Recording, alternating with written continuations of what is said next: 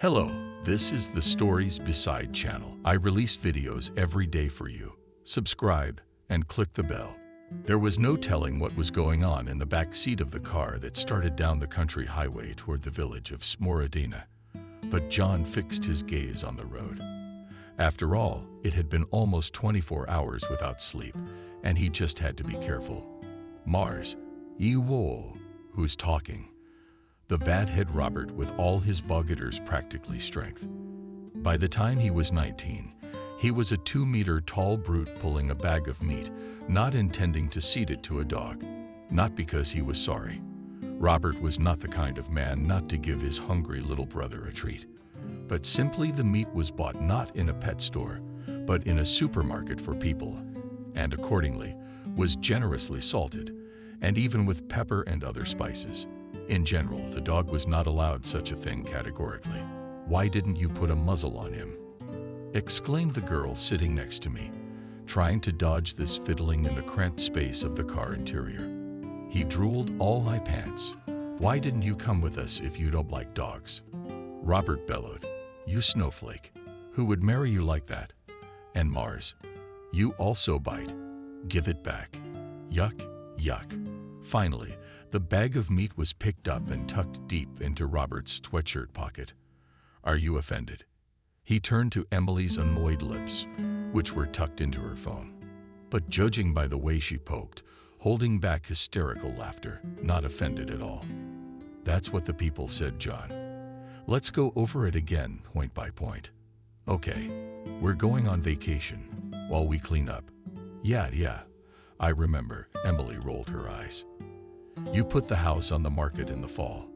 The realtor has already found it, and he says that in this form the house will scare away all the buyers and reduce the value of the object.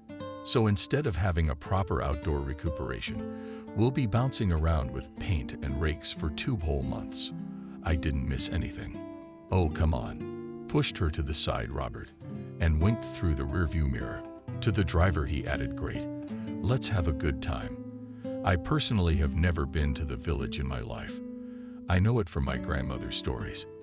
And I tell you, my friends, that we are in for a great adventure." John yawned widely and, smiling, shook his head. His companions were as usual in their repertoire. And maybe it was the law of attraction of opposites that made them all so good together. They were nothing alike. And then, probably by the will of fate itself, they met one day and, sitting down, intertwined exactly the threads of 3 kolobaks, unraveling everything in one basket. The village house they were traveling 17, about a month after his high school graduation, when his parents called him in for his first really serious conversation and to voice the decision they had made about his fate. Young John listened to it, and his cheeks flushed with a storm of your most diverse feelings of shame, anger, humiliation, and a sense of the unreal, the realness of what was happening. "I didn't want to give birth," the mother said. "I thought it was a purely female malfunction. I came out and missed my due date," the father added. "Then, of course, we decided that we would raise you, since the higher powers had decided," my mother smiled. And John, at this phrase, almost physically felt that she was lying. "No," he thought later, "you might have loved me." Some parental instincts had come to light, I guess. But first they decided not to give her to the orphanage, because it would not get rid of the problems completely, but would only modify them. You'd have to pay child support, and also would be ashamed in front of people, relatives, colleagues, friends.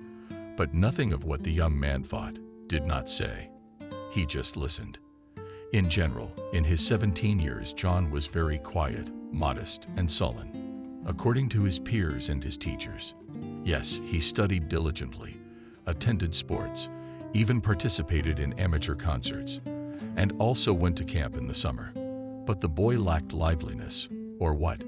He lacked that direct lightness, which is inherent in all children and adorns the children's period of life, until the time when the guys are quite grown up. "Believe me, you have never been a burden to us," the mother continued with feeling and took the father's hand, squeezed it, seeking support, and he nodded, "Believe me.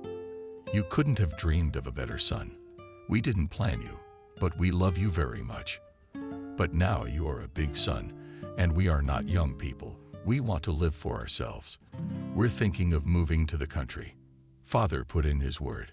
"A country house, our family house. We'll rent out the apartment and live there. Fresh air, farm products. That's the way it is. And you, by the way, will have a place to come for summer vacation." "Summer vacation?" John asked in a colorless voice. "Naturally," nodded his father. "You're a student. And by the way, I think it makes sense for you to apply to a neighboring city. They have a stronger faculty there. If, of course, you plan to seriously build a career, they live from paycheck to paycheck. Then the neighboring city. Can I get a specific name? And who am I going to live with there?" In this, John believed his parents to send him to a different locality. Nothing would be under his hand, but sincerely caring for him. Because in foresight and the ability to make solid decisions, seriously reflecting themselves on studies and work, they were able to always and know that he wasn't a welcome child, whose arrival is a major miracle for parents, who is adored even before he is born. It basically wasn't such a great discovery for him. Because, yes, there had always been some estrangement between him and his parents, but it was strange, frightening, and surprising to John himself. But somehow this conversation didn't hurt him too much. It rather drew a line, clarified what had been generally clear before. But much later, looking back on his childhood, John realized that no, he would not have wished for other parents. Yes, perhaps it was not perfect with these ones, but they still cared for him, did not hurt him, did not reproach him in any way. And as he believed in his heart, they probably loved him with time. It was just that for some reason in their family it was not customary to talk about such feelings in the open. But then it was too late. As soon as John turned 18, that is, this same year, in July, he left for a neighboring town. He was taken in by Aunt Camille, his father's cousin. She was a kind, cheerful woman. People around them usually say that they have a battery inside, that they are always glowing with positivity. Aunt Camille often came to visit, so John knew her well, and it didn't take long to get used to each other. Camille owned a posh 3-bedroom apartment in a Stalinist-era house. She also owned a small, but quite successful art gallery, inherited from her first and only now deceased husband. At the time of their wedding, by the way, they had a serious age difference of 32 years. But, as Camille herself said, they lived soul to soul, and she never remarried, choosing what to become in this life. By profession, John never doubted that he would be a translator. It just so happened that since childhood, foreign languages were given to him easily. He cracked knowledge as easily as peanuts. Studying in a university, of course, was a task not as simple as school time, but not badly given. In his native city, John, of course, remained all sorts of friends, acquaintances, but with them as quickly lost ties. The thing was that he was always a little aloof from other guys, which was largely explained by the fact that in school he was a typical nerd, and even a little behind the gang. No one let anyone cheat, told everyone that dabbled is stupid, and to study hard. Then by the age of 14, John changed the direction of behavior. But as they say, the moment at school was missed. Neighbors continued to consider him a weirdo and a shiv, but in a new place he managed to start all over again. No, John still believed that studies came first, but he also began to realize that life does not consist of it alone. And he had made friends, the best of whom were now traveling with him to the village. Emily was the daughter of Camille's colleague. They are said to be good girls, almost to their 50th birthday. And they carry this characteristic with their heads held high, considering it as an amulet for all occasions of life, and in general a pass to a prosperous destiny.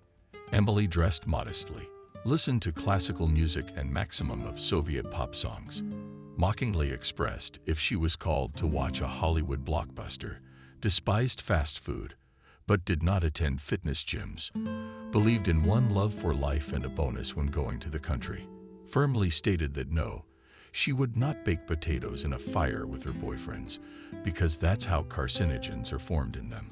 And yet Camille went with John. And she volunteered herself because she was a loyal friend and wanted to support him morally. And Robert? Oh, Robert wasn't easy.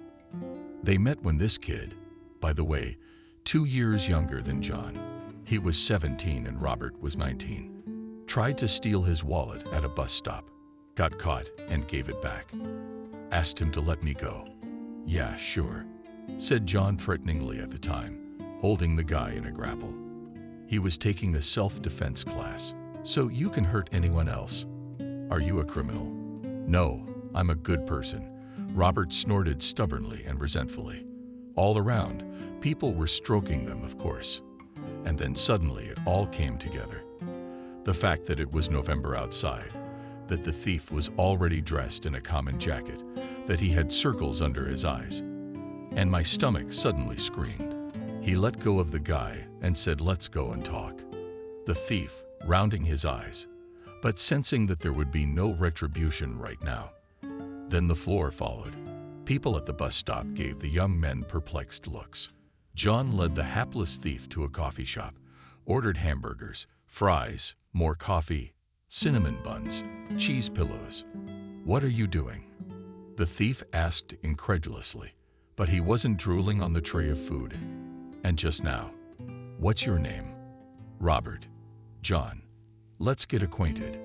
He held out his hand, and the new acquaintance smiled shyly. "Let's have a snack, and then we'll talk."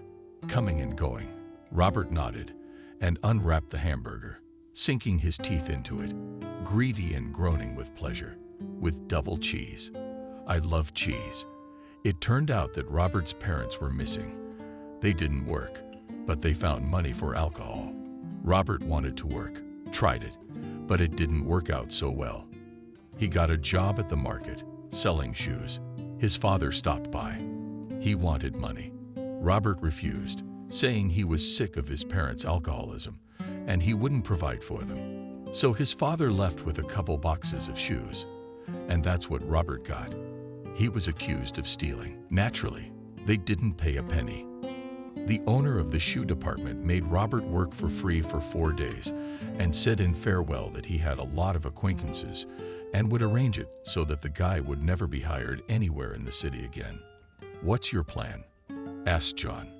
"Well, I saw an ad.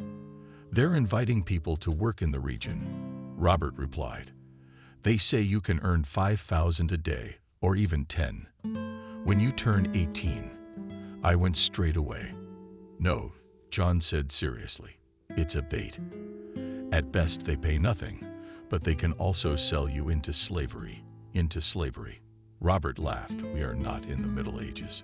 But then, when John explained to him how it was, he stopped laughing and blushed.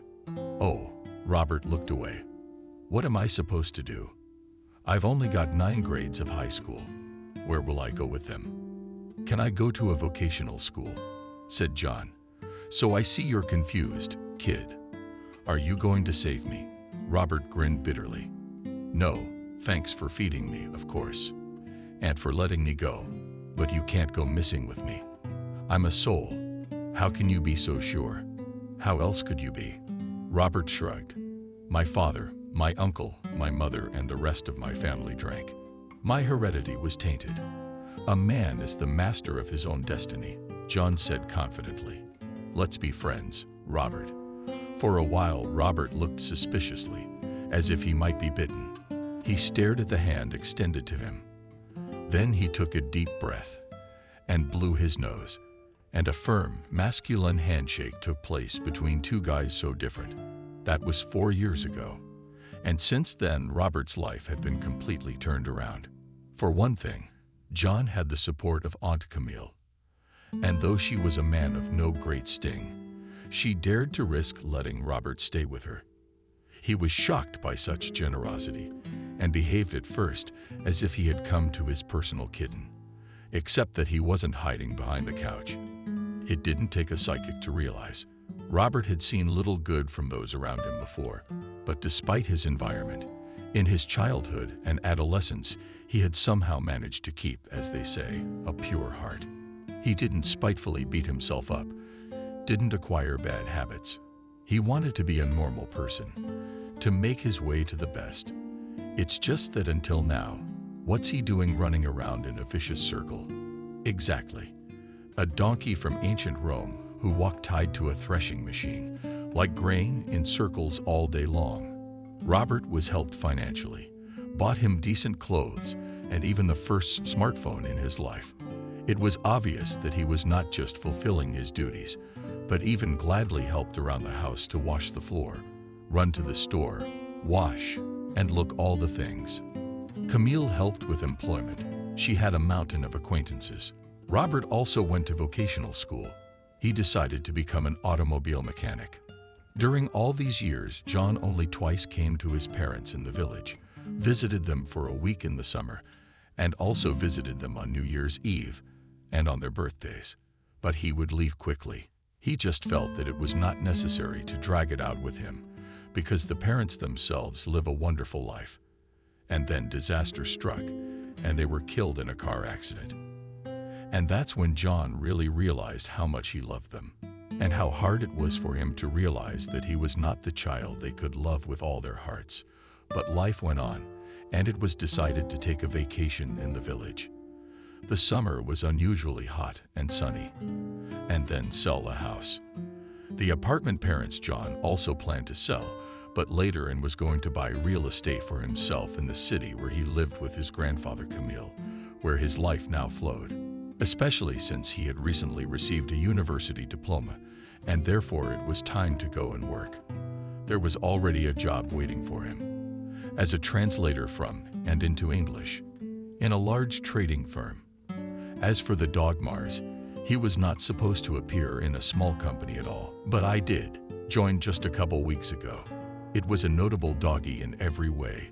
Its breed affiliation, a Robert defined as a groovy brute, Emily as an ugly flea, get away from me, and John as a cocker spaniel.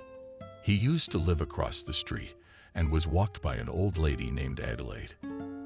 Then the old lady died, and her relatives, having hardly returned from the funeral, threw marks out on the stairwell.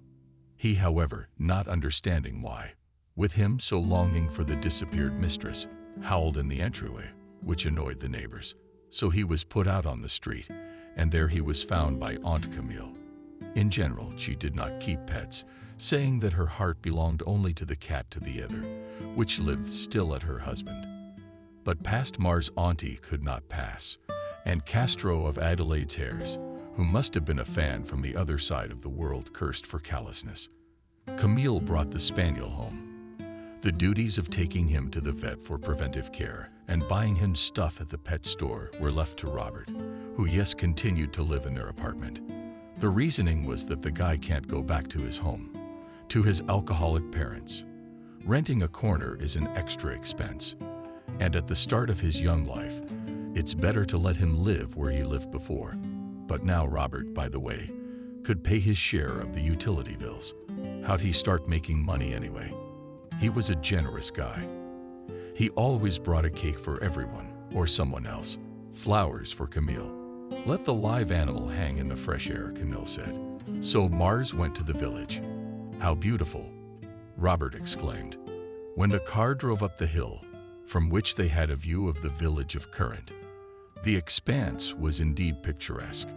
There was a silvery ribbon of river, a ghostly mist floating over the flooded meadows. The clock showed barely 5 o'clock, and mooing was heard, delirium alive. There was a herd of cows in the village. The houses seemed tiny from here, somehow fabulously antique. Smorodino was not a crowded village, but it was a prosperous one. The locals had jobs in large agricultural holdings, and tourists often came here for ecotourism. Finally, the car reached the village and stopped at the gate of the right house. John got out to open it. Cool, said Robert, when the whole group was in the yard. If you're a fan of abandoned places, shook her head and wrinkled her nose Emily. I'm sorry, John. I don't want to say anything. Yeah, I know. Waved his hand at the guy. My parents wanted to live in the country, but had no idea how to do it right. The backyard was a sad sight to anyone with any understanding of village life. Shriveled out buildings, a fence overgrown with ivy instead of a vegetable garden, wild grasses. Already at the waist you were waving. There was a barrel lying decayed from time, which once held water. And it wasn't that it had been 6 months since the death of my parents, and there was no one to look after everything. It was just the way it was. And when John arrived, in fact, his parents kept the house more or less in order just to keep it level so it wouldn't fall apart. I don't understand, Emily said, why they didn't live in town. Did the mother's asthma get worse with age? John replied. The father took a remote job. They said he was drawn to his roots. But I agree with you. It's like living in the village, but we didn't become our own here. I wish I had a house and a farmstead, Robert said. I would have chickens in Russia, bought a cow and planted a lot of big and black zucchini. Black are eggplants, Emily corrected him mockingly. Let them be eggplants, Robert smiled. The main thing is that it grows and bears fruit. Otherwise, you should be an agronomist. Do you want to work with machines yourself? Emily sighed. I want to earn a lot of money. I already know how to do it. It's like tuning cars to do. I'll collect cars for rich people and rise on it. And then, and maybe, and in fact, to farmers to fix. Maybe here, or maybe I'll go to Sicily and grow olives there. You were the only thing missing in Italy. Emily dipped back into her phone and walked through the house, barely looking under her feet. John and Robert started taking things out. Mars, clearly going crazy from the oxygen-rich air and the atmosphere of freedom. The Suburban ran around in circles. Hey, save me, help me. Suddenly, it sounded from the house, and the boys, throwing everything, rushed into the house. What happened? They exclaimed with glee. Emily stood on a stool. Her eyes were round, and there was terror in them. Her lips trembled. Her face was whiter than canvas there. She whispered and jabbed her finger somewhere on the floor. A mouse. There's no mouse. Robert squatted down, looking at the crevices in the floor. It's under the floor. The parents didn't seem to use it, John shrugged. What did they have to store in there? There was a refrigerator for groceries, drawers under the table for vegetables. I'm not staying in a house with a mouse, Emily exclaimed hysterically. How badly does it need you? Robert grinned.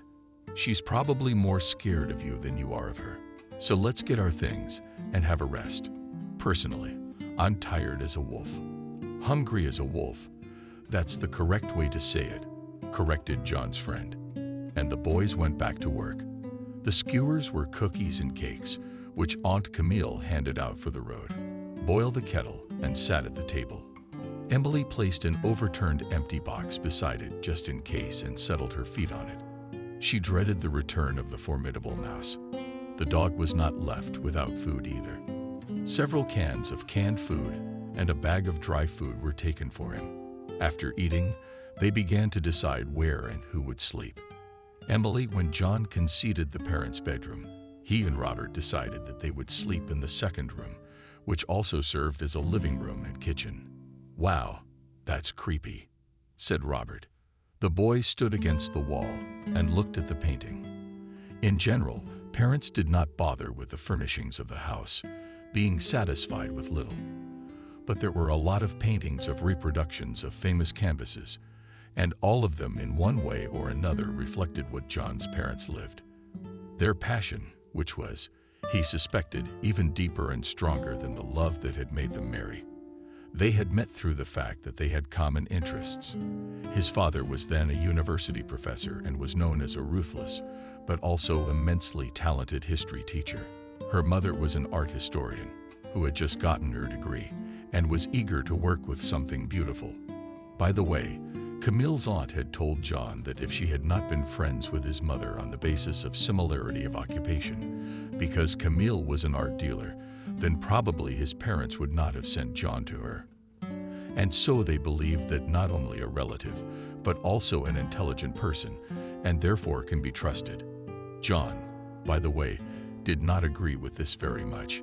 He believed that anyone, regardless of what they did in life, could be good or bad. Yeah, I agree.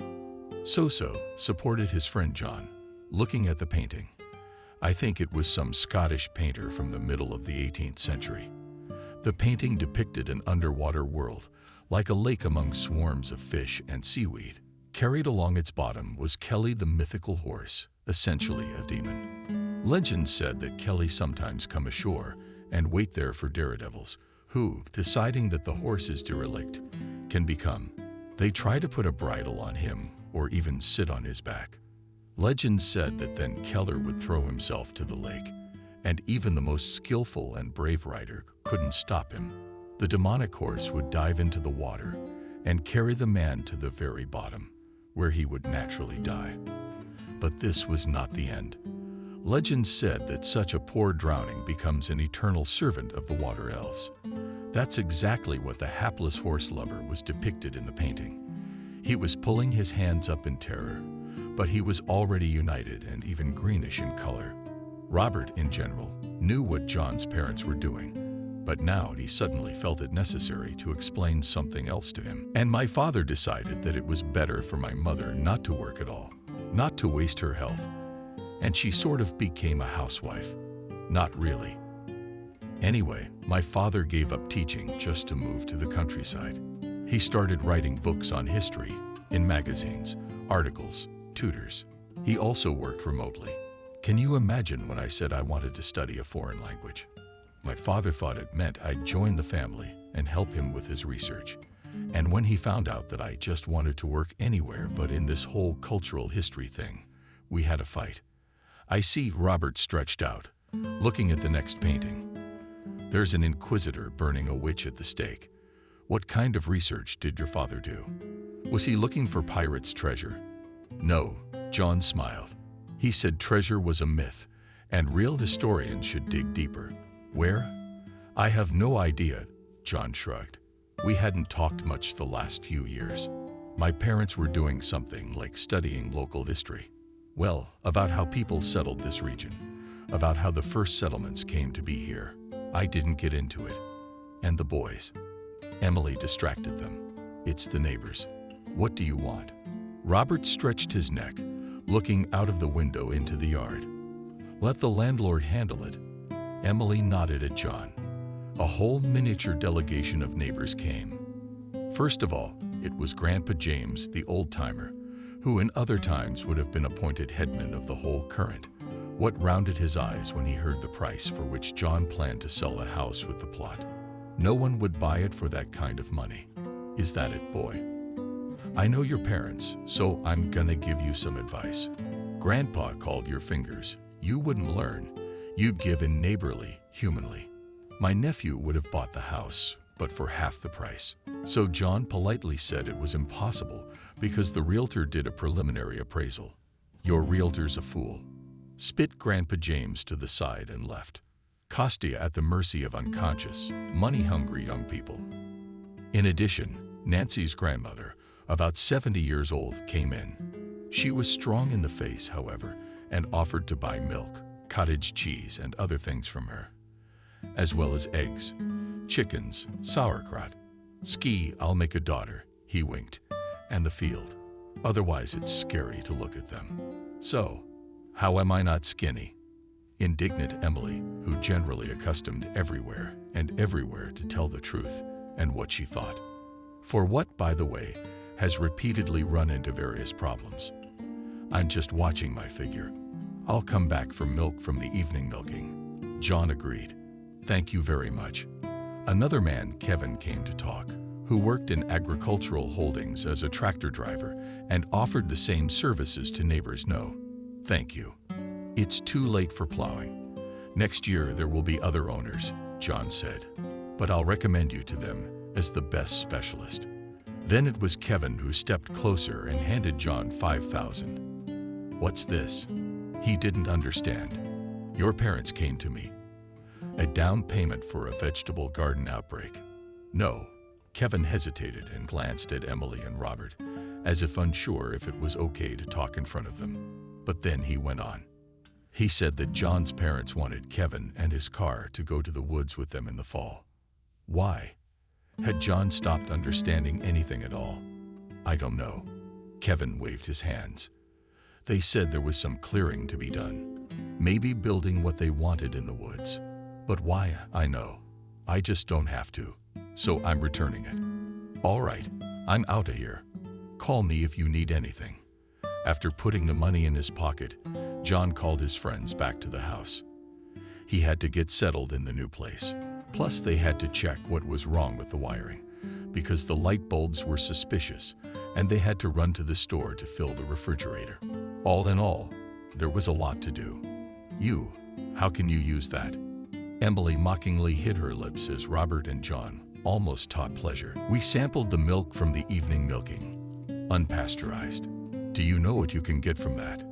I do, Robert replied, wiping his milk mustache with the palm of his hand. Strong immunity. I'm sure you won't. Mars likes it. He nodded at the dog, who was crying from his bowl. At last, everyone went to bed. John knew that old houses like this one were capable of making different sounds. The creaking on the knocking of it did not. After all, everything here is made of wood, which is what deteriorates over time. Yes, also, of course, could rustle mice or even rats. But still, in the silence of the night, he was prevented from sleeping by some strange sounds. Robert was lying on the sofa against the wall, and John was on the cot. He turned on his other side and thought about plugging his ears so he could fall asleep. But then he realized that the sounds were, first of all, coming from downstairs, and secondly, they were very suspicious. John licked nervously.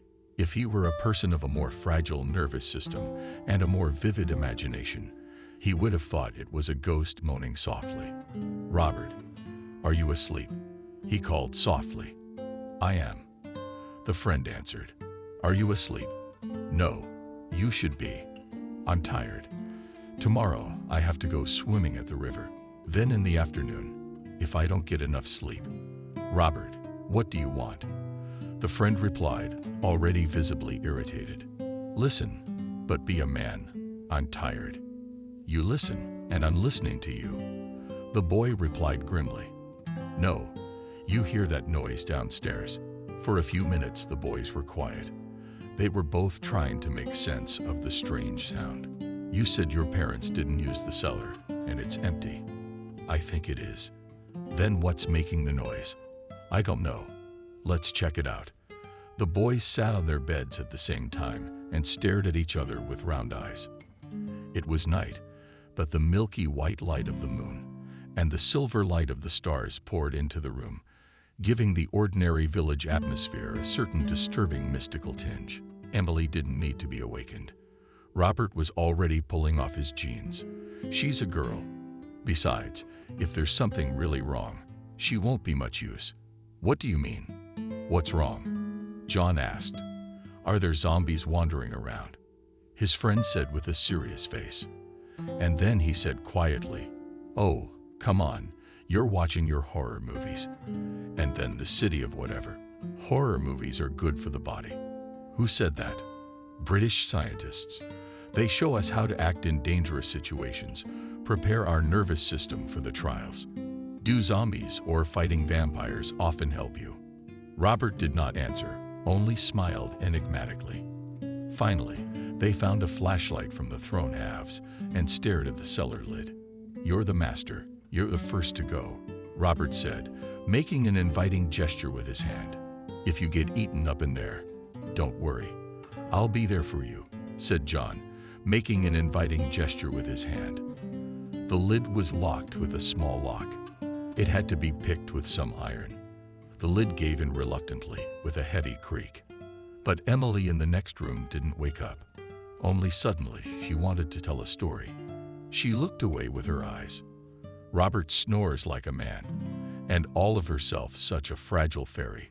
John went downstairs and stared suspiciously at the wooden staircase leading down.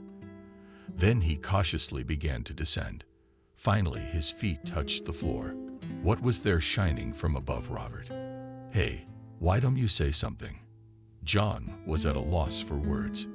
The cellar was not so small under the floor, but rather a full basement, and what John was expecting to see here actually But shelves, racks where the previous owners had stored supplies, maybe a pile of junk.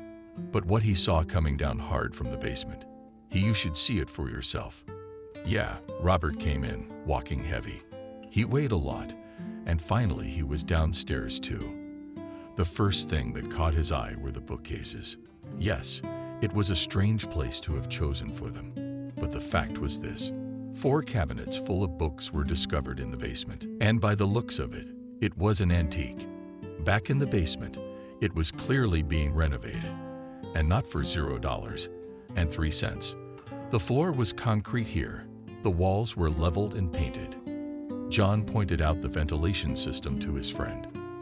This place had clearly been done to perfection. There was also a massive table here, piled again with books and maps, also ancient-looking, as well as newer ones that were all scribbled with felt-tip pens and felt-tip pens. In the corner of the basement, Gromov made some equipment, the purpose of which the guys did not even understand, but assumed that it was something digital and complex.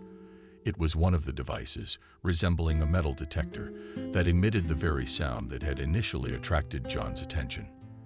The guy randomly poked at the digital control panel, and the sound disappeared. It must have turned itself on.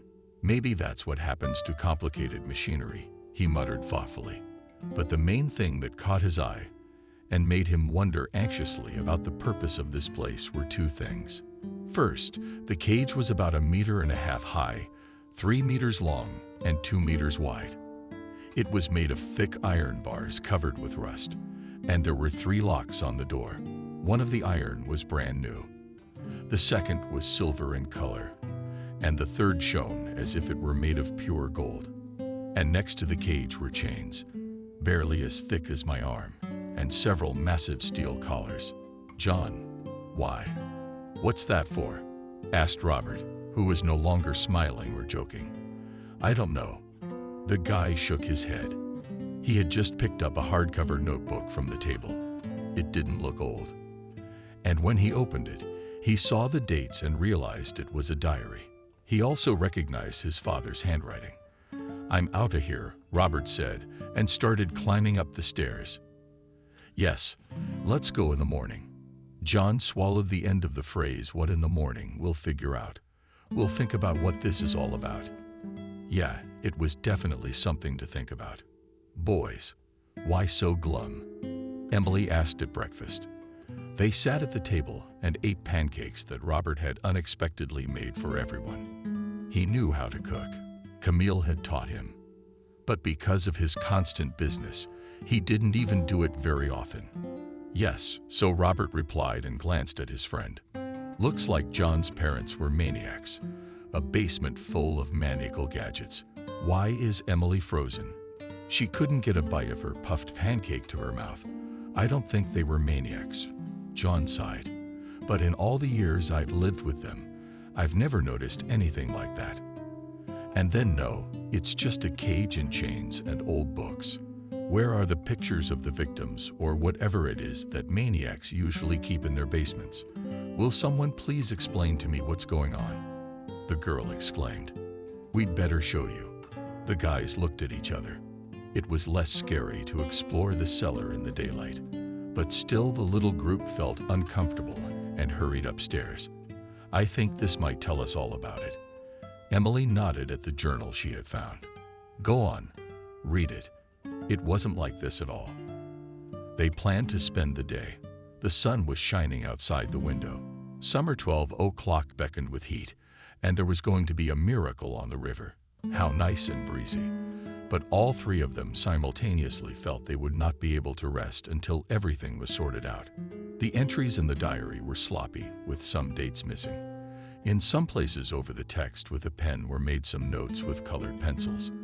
But his father's handwriting was small, ornate, easy to read, and John began to read aloud. Sometimes he was silent, skimming the text to pick out the main points.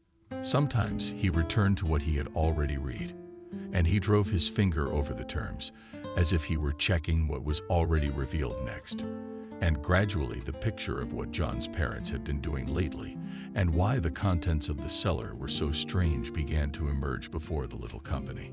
It happened that at some point John's father became interested in the works of a French historian named Charles Dubois, who, however, differed from most of his colleagues in that he belonged to those historians who held alternative views on many events and facts. His writings inspired Father John to look at the history of his native land in a different way, and somehow turning to the history of the earliest period of paganism, he saw in the local tales and legends parallels with the mythology of ancient Scotland and decided that perhaps the ancient people knew something.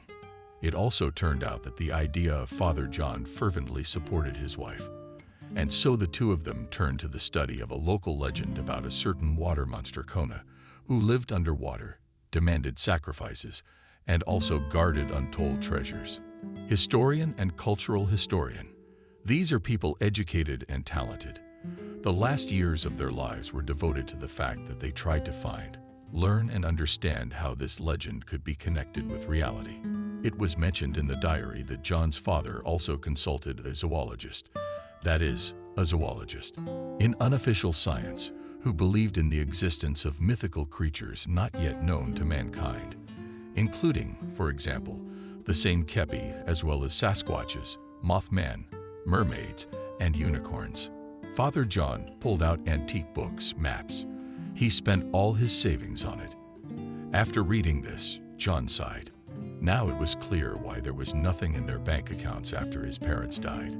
Although they had once said that thanks to their frugal network, their son would one day inherit a substantial capital. However, it did not seem to matter at all against the background of their sudden and terrible loss. So I understand correctly that your father wanted to find that water horse and the treasure it holds. Is that a cage and chains down there for him? Why are there 3 locks, by the way? What, really? 1 gold one. In Scotland, they believed it was the only way to keep him on land and tame him. There was silence in the house for a few moments. It was only Mars, who suddenly liked the idea of biting the half of it, who spoke, or rather, grumbled quietly. Each of the little company was immersed in his own thoughts. It was probably best to forget all this. The first to break the silence was Emily. You can't bring back the past, and that's all. Well, throw out all the unnecessary and give the books to the library. No, Robert waved his head. You could sell them on the internet. Collectors would snap them up. Maybe even make 1 million. What do you think? He elbowed John in the side.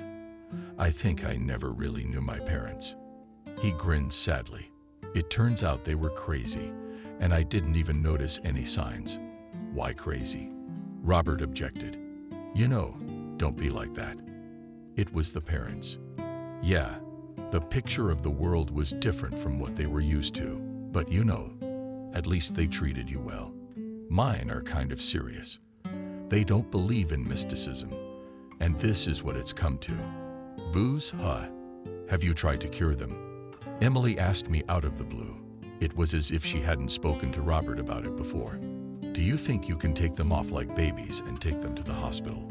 Robert snapped at her. All of them. I told them I hated being their son. They don't listen. And you know what? You don't need any advice, okay? I've tried everything, and no. Drinking more, losing their humanity, it's their choice. That's it.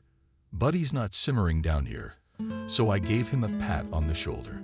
We've got it all figured out and more. While he's on a country vacation, we won't broach the subject. Agreed. And finally, everyone finished the basement theme, turning to today. We decided that there was nothing to be lost in its entirety. And so we went to the river. There Robert playfully tried to drag Emily into the water, and she squealed that he was ruining her new blouse. You're so boring, the boyfriend said, pulling sand out of his head because Emily had tipped it onto the shore.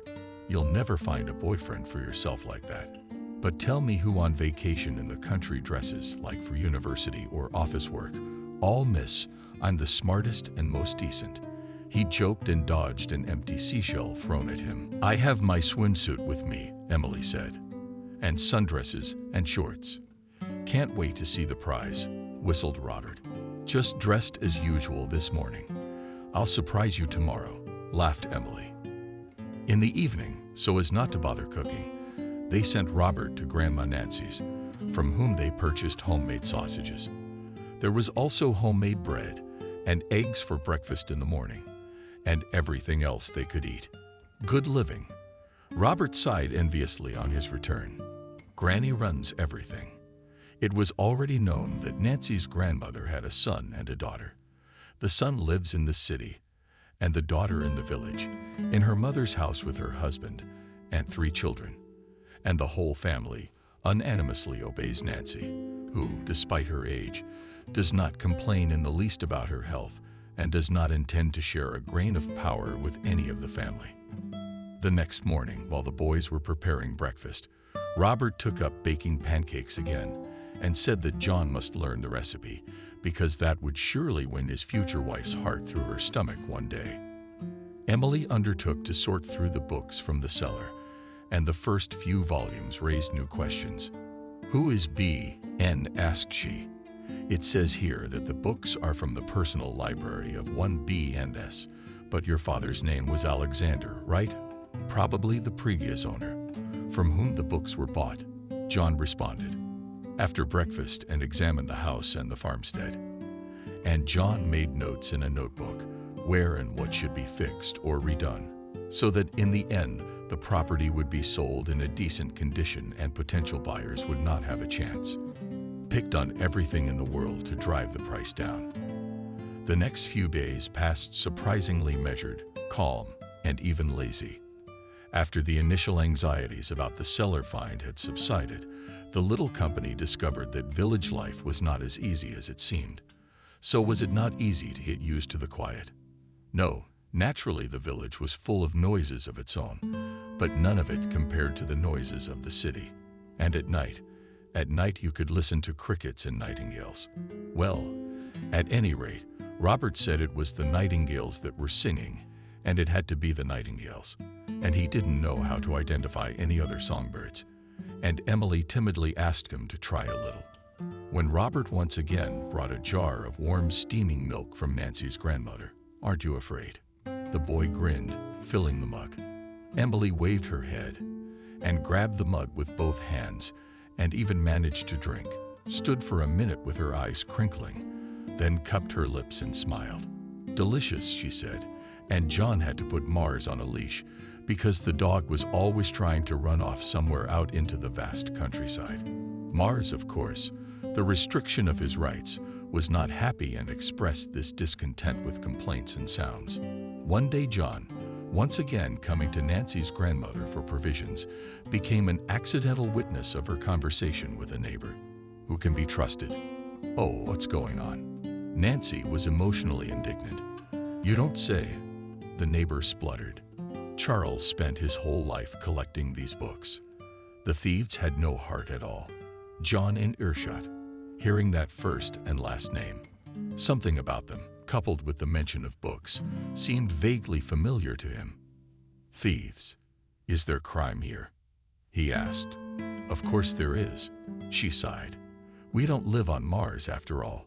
We seem to be peaceful, but things happen. Charles had his books stolen almost a year ago. We don't know who did it. Charles was our teacher. He taught math, history too," Nancy explained. "He's retired now. He's an avid collector of old books, you know. And someone had the nerve to insult an old man. It's just awful," John muttered, desperately hoping his cheeks and ears weren't flaming scarlet, because he seemed to know exactly who had stolen Charles' property. He waited for Nancy to hand him the groceries he needed. Then he paid her off and almost ran. The milk, which he was afraid of spilling, prevented him from really running. He ran towards his house. "My parents stole the books," blurted out John, barely getting out into the hay, and told his friends everything. "What are we going to do?" asked Robert. "Should we return the books?" Emily said sternly. "It's an obvious thing to do," John thought. "But how to do it?" Robert said simply. "Drop it off at night along with a note in which to write a sincere apology. They might find us by our fingerprints, though. No one's gonna come looking for us." "Why would the old man do that?" said Emily. "Because the books were stolen," said Robert. "So he said that we return them." confused in the flow of thoughts of the interlocutor Emily, and still emotionally said Robert, "I think we'd better just go to him and personally hand over the books," suggested John.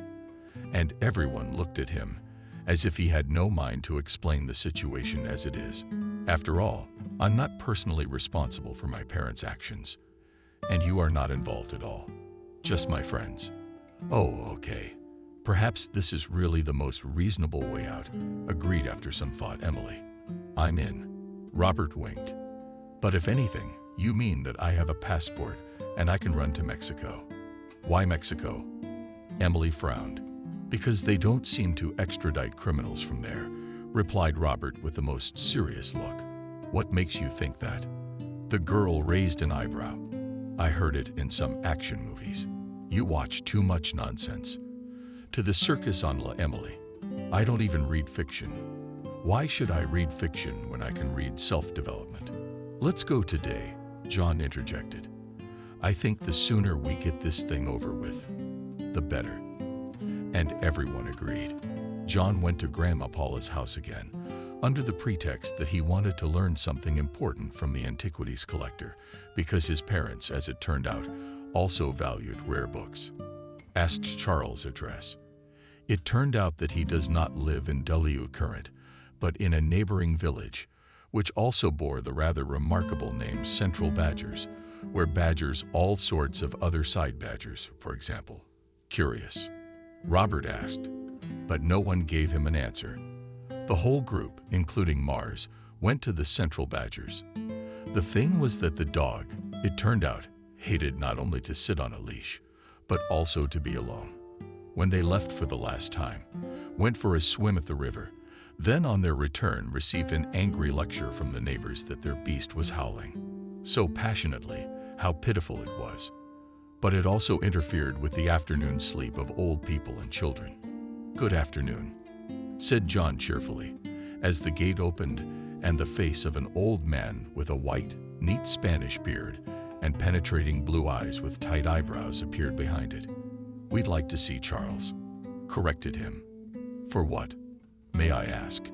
Do you want tutoring before you go to college? No, I'm already in my senior year, smiled John. She nodded at Emily too. And he's going to live with a high school diploma.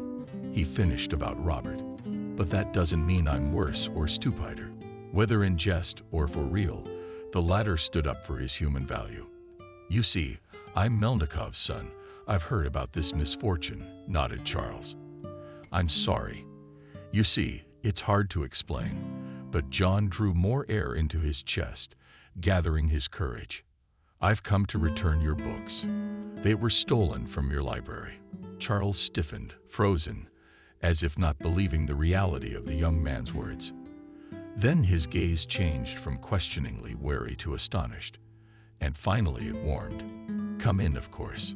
Charles from the Coup de Grace and the little company entered the courtyard. Don't be alarmed, Charles said, when a huge, nearly bear-sized dog's face emerged from the booth, and then an equally impressive-sized dog body appeared. That's me.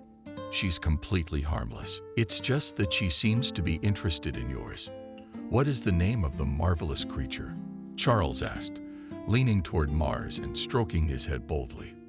After calling the spaniel's name, John watched with interest as Mars squealed and tore himself from the leash, clearly eager to meet the selfies, which also commanded a tail. You keep him out. Charles wagged his finger at the guests. She's going through, pardon the physiological details, she's going through a phase where she's about to become a mother, you see. Are you planning on going again, daughter? Perhaps someone you know would like to have one. No, John said, and for some reason he blushed. I don't want to be the owner of a merry bunch either. Charles smiled. So let us all, not excluding Mars, come into the house. Alive, as you can see, alone, said Charles as they entered the house. Inside it was simple, but very clean and even cozy. There were flowers in pots on the windows and a real samovar. I was just about to have tea, Charles said.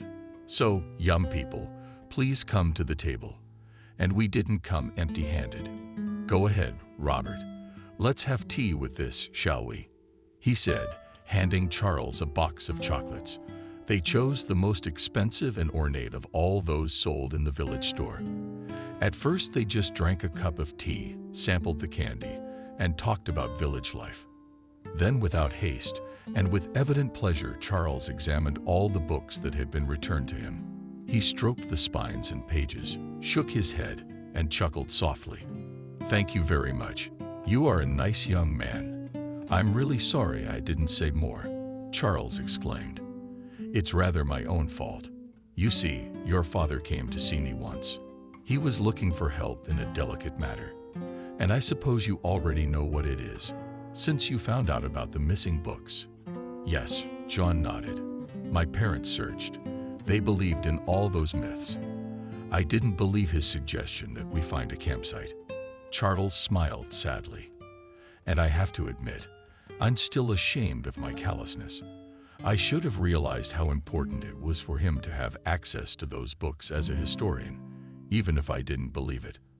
I literally had a fight with your father. And for that, I truly apologize from the bottom of my heart. I called him a gullible fool and told him his scheme was a disgrace to the historical profession. How wrong I was." "You say you were wrong, but why?" asked Emily. "Did you now believe W? No, dear girl," smiled Charles. "But what should I have lent my books? Was your father a good man, John? He would have returned them. As it was, I pushed him into the crime myself. You see, I didn't want to share the books because, you see, it hurt my professional pride, and he had to go along with it. When I went to town, I have a son living there. I went to visit. You asked me if I believed in Kindle." Charles poured everyone another cup of tea from the samovar. "Sadly, no. Belief in such miracles, you may agree, could make everyday life a little brighter. But I believe that almost every legend has some truth in it. In the sense that stories and legends and many fairy tales are almost always rooted in something real, even if they are presented to people in a highly altered, distorted form." He and Charles talked a little more about everything, and then they all went back. Current. At the village rest. A few more days and youth flew by. Behind the fence stood Grandpa James and waved, attracting the attention of those who went out into the yard. The old man looked worried. "Have you seen our tractor driver?" "No, he hasn't," Robert answered. "What happened?" he asked. "He's missing." "What do you mean, missing?" asked Emily. In her hands the girl was holding a broom, in which courageously, though from the last nervous strength, she was collecting cobwebs from under the windows of the house. "How should I know?" James waved his hands. "He had to go to work today, you know. And just like yesterday, he drove his tractor into the woods. So he disappeared on the way. He drove off, and he must have swerved. How's that?" Robert was surprised. "If the tractor goes anywhere, it won't be noticeable. It would leave a trail like an elephant. Kevin, I will not take the wheelchair through the field. He's a skillful fellow," Grandpa James declared with a thumbs up. "How do I know? How did it happen? Maybe Leshy taught him how to cover his tracks and confuse them." "Don't listen to him," said a woman in her 40s who came to the fence. "We think Kevin left his tractor somewhere in the woods. We just haven't gotten around to it yet. He just said he had some important business in the woods, so he probably has nowhere else to be. We figure if we can't find him by tonight, we'll call a rescue team. Rescue squad it is. And since he went missing last night, it's time to call it in," Emily said. "I don't know what could have happened to him in the woods, guys." She turned to her neighbors in the village rest. "Let's help." "Well, we can," nodded John. But however, he did not consider it a good idea. First of all, because he was seriously afraid that they might get lost. And then it would often be 4 people who would have to be rescued from the forest captivity. Unless, of course, they're used to whining about anything. It's a city snowflake. Emily will not attract the wolves that will eat it. And secondly, although he realized that it is extremely cynical, but John did not understand why. In fact, they should look for the missing tractor driver. In fact, a stranger to them, especially since there was someone else to do it. The villagers were gathering, and the rescuers were to join soon. But still, John backed Emily and Robert in agreement. "Let's give Mars some of this man's stuff to sniff and he'll find it," suggested Robert. "Mars doesn't look like a former search dog," objected John. "He's more likely to be wooden or a former search dog without special training. Dogs can't do that." "Too bad," said Robert disappointedly. "Then I'll just now pack a backpack quickly and move out for." We left literally half an hour later. Grandpa James said that the villagers had decided to enter the forest from the outskirts of Rodinka, and so the small company, reasoning that there were enough people in that direction without them, decided to move into the forest from the river. The sun was high in the sky, and the friends figured that they could easily do, so to speak, their duty to search for the missing neighbor in a couple of hours, and then return home. They would have lunch and go about their business. "It's beautiful," Robert exclaimed for the umpteenth time. I was smart to dress like that. It was hard not to agree with him. He had bought a light, but covering the maximum of the body, clothes, and even the cap had a special net to protect his head and neck from insects. John dressed more lightly and was now suffering from bites. And Emily in general went in shorts, and now every minute complained about the universal injustice. "You could have come back. Stay home at all." "No," stubbornly declared the girl, and once again with a quiet tone slapped himself on the leg, knocking down a mosquito. "I have a cream, refreshing for the skin. I'll put it on later. It won't help," Robert said in a collector's tone. "I told you to take mine. It's insect repellent. It stinks. Who's going to smell you in the woods?" And after another half an hour, when my feet began to itch unbearably, Emily finally agreed to use a special remedy. The friends walked through the forest, loudly shouting the name of the missing tractor driver. At first, they thought they heard the voices of other seekers, but then they determined that they had mistaken their own egos for them. The friends hoped not to stray too far from the edge of the forest. "Who knows 10 signs that you're lost?" Robert asked after a while. "I don't know. What are they?" asked John, stopping and slumping against a tree. He pulled a bottle of water out of his backpack and gulped greedily. "They must exist. But even without them, it's clear we're lost." Robert began. "Yes, sorry they are." "That was funny." "Yes, it was." Emily frowned and looked around anxiously. "We couldn't have gotten lost." "Why not?" John asked. "Because we always stayed near the edge of the forest, and even the field was visible through the trees." The girl answered without much confidence. "And now it's all forest," Robert sighed. "And this is the 4th time we've come back to this point with mushrooms. So there are exactly 2 facts. We are lost. We are walking in circles." For a few minutes, everyone was silent. "But wait." John grabbed Emily by the arm. "Where are you going?" Strictly he asked the girl, who was breathing strangely, very hard and often, and her eyes were darting from side to side. "Let me go. I can't stay here. I can't." "She's panicking," Robert said knowingly. "Slap her or pinch her harder, and she'll come to her senses," ignoring such harsh advice. John just gently shook Emily by the shoulders and ordered her to look him in the eye. "We're going to get out of here. Calm down. It's not winter, and that means we're not freezing. We have water and food with us. We have half a bottle of water left on us at most. And Mars needs to be fed," Robert grumbled. But John gave him a scary look and went on. "There's a bunch more villagers walking through the woods. Soon the rescuers will be here, so everything will be all right. Do you understand me? Can you hear me?" "Yes," answered Emily, who was finally able to calm down a little. Meanwhile, the sun was beginning to sink behind the treetops. Robert, praising himself for his foresight, fed Mars a couple of guests, grabbed some dry dog food, and poured the rest of his water into a bowl. Then he suggested we take a break. One could look at it all positively. With an uncertain smile, tried to cheer up the girl John. "We're in for a real adventure. I don't suppose that's ever happened to you before, has it?" "Fortunately, I had a normal life before." Emily, on the other hand, had her nose perched on the trunk of a fallen tree. "What are we gonna do?" sleep on the bare ground.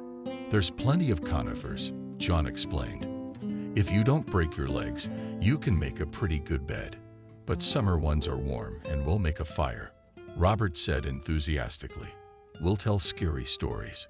Oh, Dizit is silent and please. I couldn't stand it, I shouted. And then Emily appeared. John shook his head reproachfully and asked Robert to be tactful. The man spread his hands but was quickly distracted. There were pressing matters to attend to. A fire had to be built, and the aforementioned Labnik had to be brought in. Soon it became completely dark, and everyone moved closer to the fire.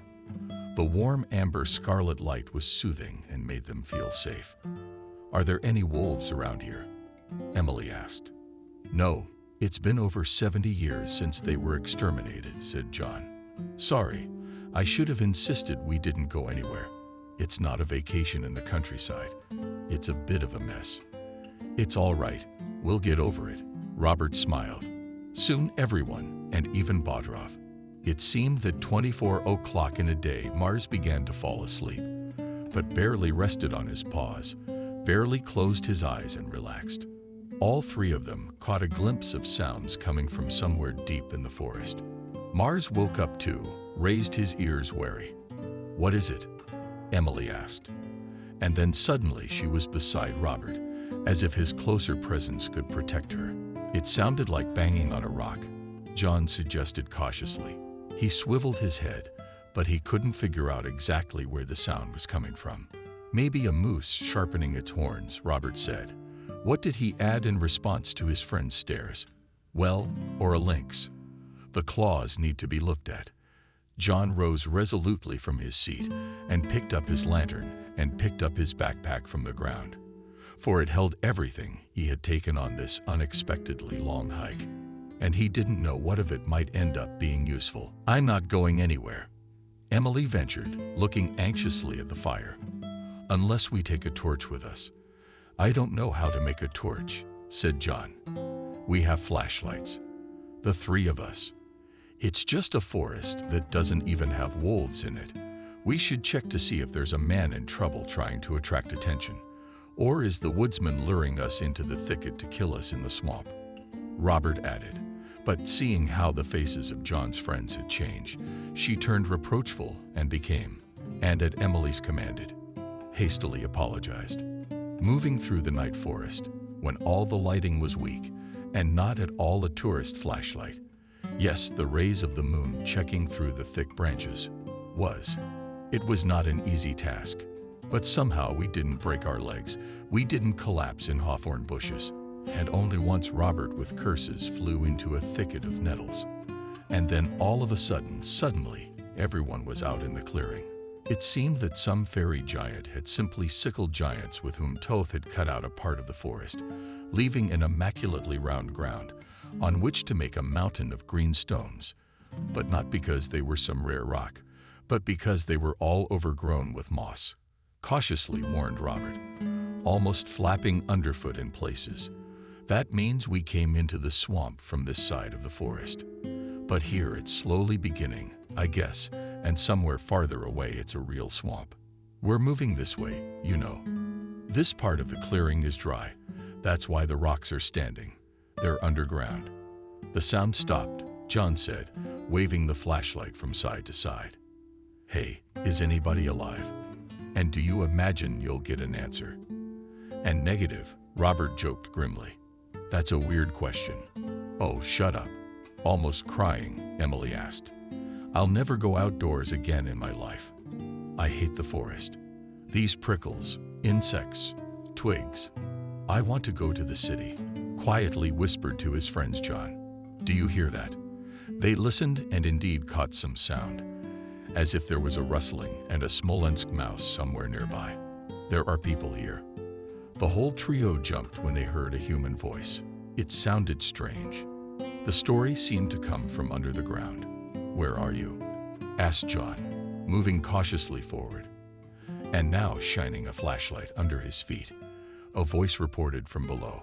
Said, I think I broke my leg. Who are you? Asked John. Kevin, replied the voice. And you are the townspeople? Yes, they are. We are Zater, Robert echoed and rushed forward.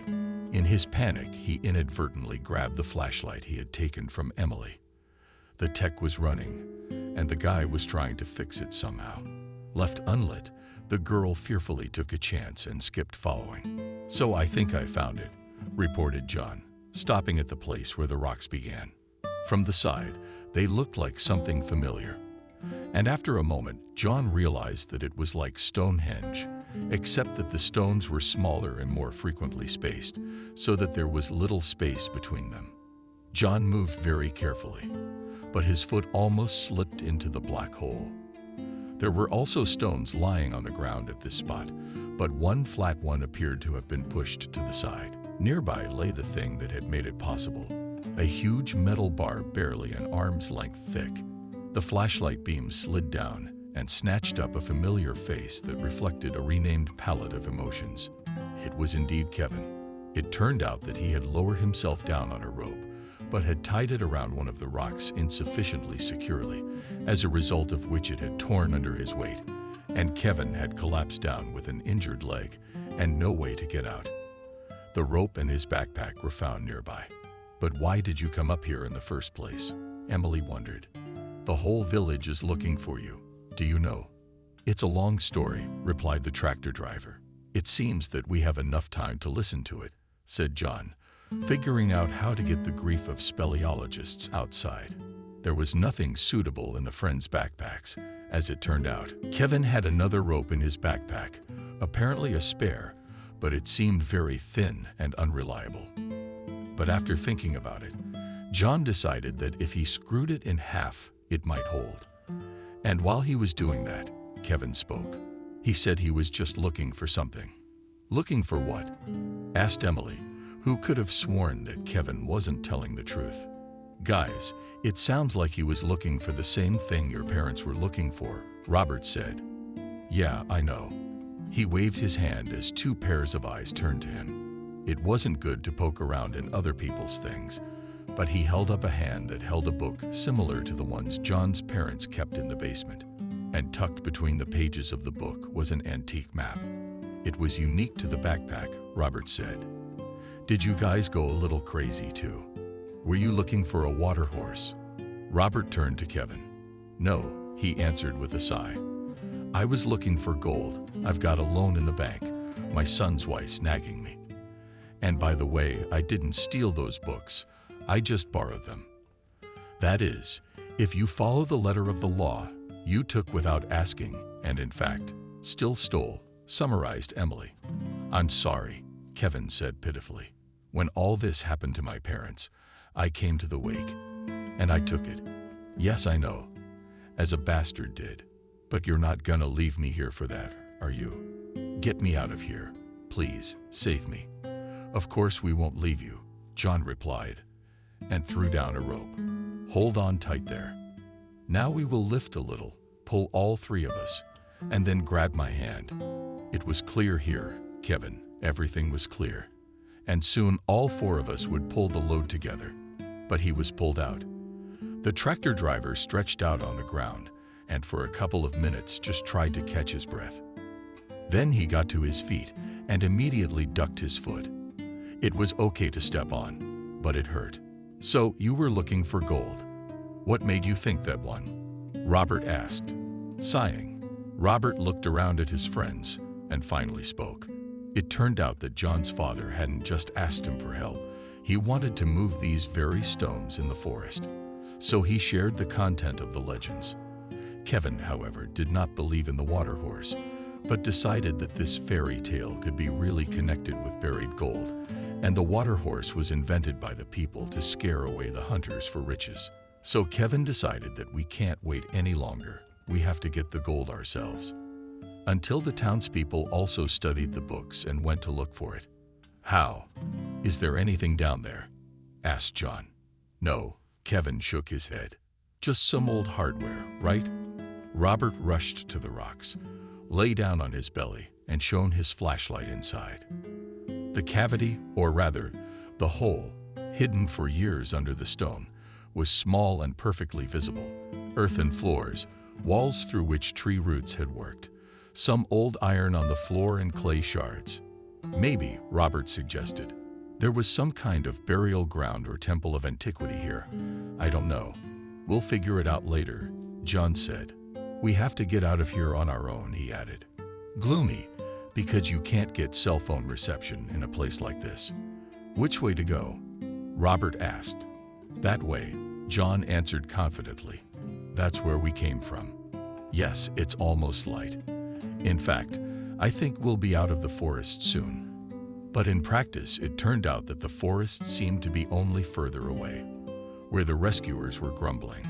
Emily, I'm tired. Only one Mars, it seems, felt excellent and cheerfully settled down next to me. And then the dog at some point became alert and pulled everyone to the side. John looked where the animal was leading and almost shouted with joy. There was a gap between the trees ahead, and that could only mean that they were finally out of the forest. Indeed, the forest soon turned gray, and the little company found themselves in a meadow that stretched as far as the eye could see. There were still some trees, but it looked more like a grove than a forest. But the main thing that caught the eye was the lake, shining with ghostly sparks in the light of the moon and the sky that had barely begun to lighten. Are there any lakes near Current? Robert asked. There are, Kevin replied. The witches call them lakes.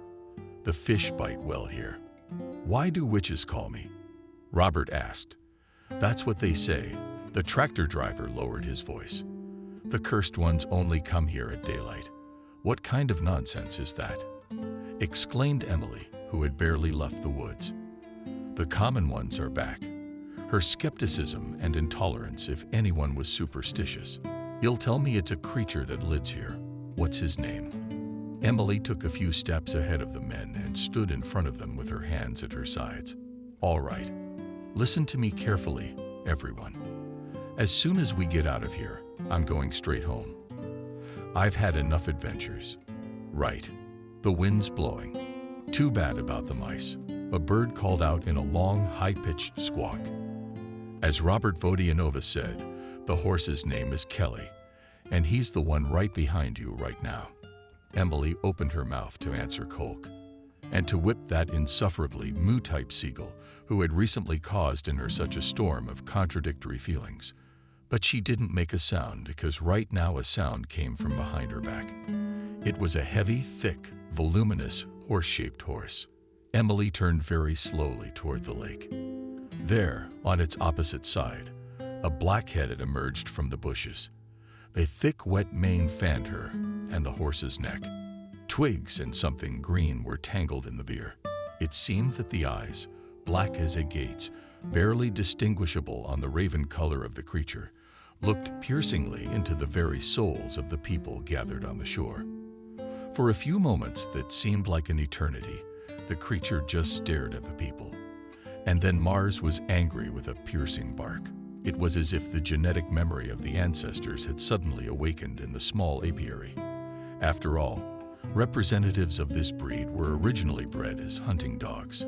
He fell down on his belly button and, sliding, grumbling at all odds, moved forward. Several ducks erupted from the nearest bushes, clearly frightened of such a formidable enemy, a mysterious creature. The black horse froze. He scrutinized the approaching dog, who, however, did not yet venture directly into the water. The canal creature again lingered loudly, shrilly, menacingly, and darted forward with powerful legs, knocking the water into the lake, raising a cloud of spray. The people on Bereshko screamed as if on cue and scurried away. Marks, apparently realizing that he had overdone the grumbling, also scurried away. "Tell P," shouted Robert. "Run for your lives." The tractor driver was running fast, despite his sore leg, and was already hiding behind the trees. John also rushed, but behind. Emily cried out. He turned around. The girl tripped and fell, and the water horse was already looming over her. Streams of water flowed from his magnificent watery hide, mane, and tail. The rising sun was reflected in the water, giving the illusion that the horse was shining, as if studded with diamond dust. "Stop," John exclaimed. "Stand still. Who did I tell you to stand still?" He angrily called out to the men before they could get lost in the forest again. "Emily." He approached the girl, who, lying on the grass, was curled up in a ball. The man covered her head and hard on the sobs of the oxen. "It's just a horse, Emily." The animal, meanwhile, finally got out of the lake, which must have been because it was a hot summer and the water level had dropped. It reached his neck as the horse crossed it. The horse looked at the men with curiosity. He was not at all hostile and looked rather very interested. "Why, that's it. That's not our animal," Kevin, who had returned, exclaimed. "Oh, I remember. It's always dying. Servant, where all the cattle graze, clean and walk around in the middle of nowhere. Don't be afraid." The tractor driver turned to Emily, who finally got to her feet with John's support. Wet with dew, shivering, and still talking through his nose. "He's docile, but he can bite." "Don't be impatient," said Robert, who had also returned. And there was disappointment in the guy's voice. "Okay, so everything's fine. And he's so handsome. I wish I had a horse. I'd drive it all over the world." That's what John said. "Let's go back, shall we?" "But where to go? You're not lost now." Kevin waved his hand. "Here it is. We'll go around the lake here, and then we'll come out of the mountains like currents. Let's go, shall we?" The return of the lost tractor driver was greeted with great enthusiasm by the villagers. They had already had time and were about to call rescuers when they realized that they could not find the tractor driver themselves. "It's all right." Kevin fought off the neighbors' questions. "I got a little confused. Well, I'd had a few drinks, so he decided to take a ride on the tractor. Yeah, I remember where it's parked. What's all the noise? It's not going anywhere. Of course, nobody's driving it away. Who would steal it near the forest? Hares. It's all right, but I'm going to see a doctor. I hurt my leg." Robert, John, and Emily looked at each other. It was clear that Kevin did not intend to share the story with anyone, and the hole he had found in the woods was under rocks. But so far it was unclear to them why he had kept quiet about it, unless it was because he was embarrassed that they would talk about him, an unsuccessful treasure hunter who believed in gray tales. Finally, everyone returned home and slept the rest of the day because they were very tired. The friends woke up only to have a couple of snacks and, of course, to feed Mars. The next day, a realtor from the city unexpectedly came to the village. A real estate agency employee came to say that in principle the house can be very much a not to repair because it has already found a buyer who, in fact, needs only a plot of land, and he would demolish the wooden house and build a brick one instead. John understood that in principle it was a normal, businesslike offer and that he would have less worries. But at the same time, it gave him an unpleasant feeling in his heart. After all, it turned out that the farewell to the home of his parents, the home of grandparents, distant ancestors, it became closer and took on more real and harsh features. But the boy answered in agreement. "I'm not a gardener myself anyway." Yes, and go far away, if just for a weekend vacation. He explained his decision to his friends. "So I'm selling unequivocally. And what to do with all this?" asked Emily. "You can't give the basement as a package." "Of course not," agreed John. A couple of days later, he visited Kevin, who announced that his leg was almost completely fine. It was just a little sprain. Kevin agreed to help clear out the basement and soon showed up with all the necessary tools. The same cage needed to be sawed down so that it could be taken to the junkyard normally later. Castle Silver and Gold John decided to keep as a memory of his parents. He also decided to keep his father's diary and some books from their personal library. The rest of the volumes were photographed by friends and put on the internet for sale, but a few more books he decided to donate to the local village library. "What are these?" Robert asked. He had seen John wrap a few particularly ancient books in gift paper and tie them nicely with ribbon. He had bought both the day before at the local store. "I think we should do some justice and pay one person a visit after all." John smiled.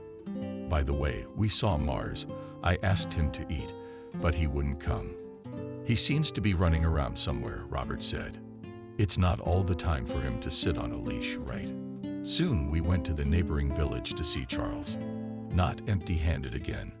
This time we took a cake, which, by the way, in order not to spoil while walking in the hot weather, we put a cooler in the bag. Charles, fortunately, happened to be at home. He was surprised by the guests, but surprised pleasantly, and immediately went to put the samovar on for a tea party. Mars, John marveled when suddenly the poster's face appeared from the box, followed by the spaniel. I was just about to take him to you, said Charles. He ran straight to my girl. I guess they're in love, but if they do breed, he'll be in good hands. Don't worry, I'll take full charge. Finally, we sat down at the table. Charles praised the cake and opened the present with a sigh of sympathy. You know, after your father came to see me, I went back to that conversation more than once, he said thoughtfully. And after your parents' accident. Anyway, I decided to do some serious research on the subject. Just a moment. With a warning thumbs up, the old man got up from the table and went into the next room, where something was rustling about.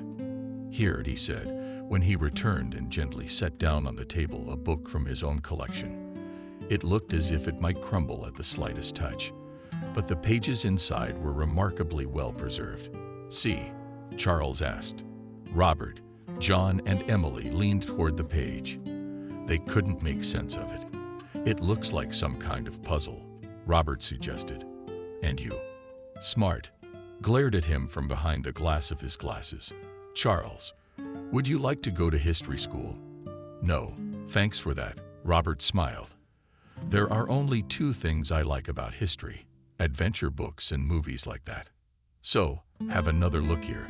It's really interesting, Charles said to his guests. And finally, he explained himself. He also opened one of the books that John had given him and said that similar information in it directly confirmed the truth of some facts in the book that Charles himself had owned, and the accuracy of the information he had doubted until today. It turned out that the page really depicts a puzzle, and the book itself was written in the middle of the 19th century and spoke in it just about those local legends with kipi and gold. However, this scientific work was not widely disseminated for the reason that its author rejected the idea that somewhere in this area could be buried untold treasures. He believed that it was some ancient pagan monument dedicated to some pagan deity. He believed that what could be discovered were antiquities, priceless objects that belonged in museums, but not trivial piles of gold coins. It is believed that it could have been an underground temple and that it could have had hiding places, which were, you know, literally not far from the mole, possibly right in our very forest. And theoretically, having analyzed this puzzle, I had already established the approximate coordinates of the hiding place. And in that book you gave me, it was such a wonderful coincidence. There was a confirmation of that, too. Actually, said John, looking on, with Robert and Emily, we seem to know what you're talking about. We seem to have found one such hiding place, Robert added emotionally, and he swung his hand so hard that he almost knocked the cup to the floor. Are you serious? Charles looked at them incredulously. The little group had to tell the whole truth about their night adventure. Charles listened to them, nodding attentively and stroking his beard. And at the part where they met, Seder laughed heartily. Well, young men, he shook his head. I think I need to see it all with my own eyes. And right away. No, Emily protested. We'll get lost again, won't we? Absolutely not, Charles smiled. I know these woods inside and out. I grew up here, and I know the place you told me about too. We used to play there often as kids, but who would have thought that underneath one of those rocks could be such a secret? It turns out my hunch was right. Let's go. Let's find out tonight. Let's not take Mars with us anymore, said Robert. He might get off his leash this time and get lost in the woods. Can we leave your dog here? Charles suggested. They are with Fifa and get along well. Trusting Charles not to get lost and to return even before the sun sets, you set off. Emily had thoughtfully and generously poured bug spray on herself this time. The clearing with the stones seemed less mystical in the daylight, and the rocks themselves seemed smaller. "Be careful, please," John asked. He noticed the vigor with which Charles intended to climb down. "Oh, young man, when I was your age, I spent all my free time hiking. And such experience, is not forgotten," Charles answered cheerfully. And then, much to the surprise of those present, he skillfully fixed the rope on the trunk of the nearest stone circle. The tree threw it down, then sent the bag with some intercepting tools down there, and finally climbed down himself. For a while there was only some rustling from below. "This is incredible," Charles exclaimed. "You've got to see it." "I'm not going down," Emily said firmly. "And then, if the three of you are down there, it'll get stuck, and someone will have to go and get help."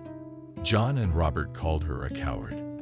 Hay waved goodbye, and with an enthusiastic anticipation that Charles had discovered something extraordinary, they went down. And they were not mistaken. Charles had removed some of the earth from one of the walls of the pit, and behind it was revealed something near a door. It had been built, of course, a long time ago. It was made of intricately woven wood and metal parts, and naturally, over time, the former had molded out of the mold altogether, and the latter had practically crumbled at the slightest touch. So the door, when Charles pushed it forward, didn't just fall off, but rather collapsed. Behind the door revealed a low one. It had to be bent hard. The corridor looks like it turns off from the steps in about 20 paces to somewhere sideways. "Aren't we going to fall in here?" John asked apprehensively. "It shouldn't," Charles replied. "You see, you can see some rocks in the ground here. It looks as if the slabs were used to reinforce the corridor. They were built to last. Where are we going?" The light of the flashlight was lost somewhere far ahead. We passed one turn, then another. John estimated that, judging by the length of the corridor, this strange underground building went far beyond the glade. The bronze and ceiling and tree roots spoke of it in places. It smelled of dampness, of earth, and the farther they traveled, the more uncomfortable John felt. The thought that there might be a cave-in still lingered in his mind. Suddenly, a new turn ended in a wide passage into what could be called an entire underground hall. It was at least a meter wide, and about the same length. The ceiling here was supported by roughly scribed stone columns. John and Robert couldn't help but sigh in admiration when they saw that there were still piles of pottery, both unpainted and multicolored. There were piles of them, some whole, others damaged. There were also some ancient metal items stacked here, and among them glittered a few silver coins.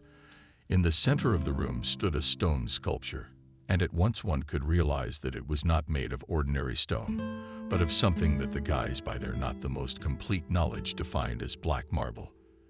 This statue depicted a horse standing up on its hind legs, and how marvelously it was done. Even in the meager light of the flashlights, one could distinguish the waves, mane, and tail, the emotional expression of the muzzle. And the most amazing thing about this sculpture was that in addition to its hind legs, the horse also had a mermaid tail, and on its flanks and chest, one could see bone carvings that imitated scales. Charles confusedly and enthusiastically explained that this was direct evidence that similar myths and legends could be found in different parts of the world. And so it turned out that in these parts of the world they had believed long ago in the same kind of water horses that were mentioned in the fairy tales of Scotland. "Well, young people," said Charles with a sigh, "congratulations. You and I are now discoverers of something incredible. What about that mountain of shards? Did you find it?" Emily asked skeptically and even snidely when they got to the top. "You won't believe it when you see it," Robert said, handing Emily a smartphone that captured the underground finds. Charles insisted that when they returned to the village, his companions should not say a word about anything to anyone. He was seriously concerned that a crowd of curious, if not eager, antiquity seekers might interfere with the normal exploration of the site, as well as with the preservation of all the finds. And only later, when real historians and archaeologists came to Smorodina, everything and everyone became known to everyone. Well, Why didn't you say anything? Kevin was indignantly offended. You could have told me. It's thanks to me. In fact, all this good stuff was found. Well, there was a book about it, John objected. So I'm not involved at all. The tractor driver landed. Oh, city folk, don't be sad. It's a man. Robert patted him on the shoulder. Charles says he's going to write a book about all these finds, and he's gonna devote a couple pages to your adventures. Wow, that's cool. Got it. Kevin, how edifying. And an example of what you can get into if you chase the gold of legends. Robert added with a chuckle. And the tractor driver went quiet again. All right, let him have it his way. He's telling the whole truth. After a little thought, he waved his hand. I just remembered. While I was walking to the clearing, I met wolves. A whole pack of them. I had to fight them. We should make sure Charles writes about that too. John, Robert, and Emily looked at each other. For some reason, it seemed to them that Kevin had made up the wolves right away and had decided to lie so that Charles could portray him more solidly in the book, like the brave ones. Summer, meanwhile, was coming to an end. The village vacation with all its adventures had flown by like a day. It was time to go back to town. John, although it was a pity to do it, but still sold the house and wished the buyer from the bottom of his heart. And it was the father of a large family and a happy life in it. John also noticed a change in the behavior of his friends between Robert and Emily. Although they might have seemed like complete opposites, there was definitely a relationship developing. They argued with each other less and less, and even had the occasional nice conversation.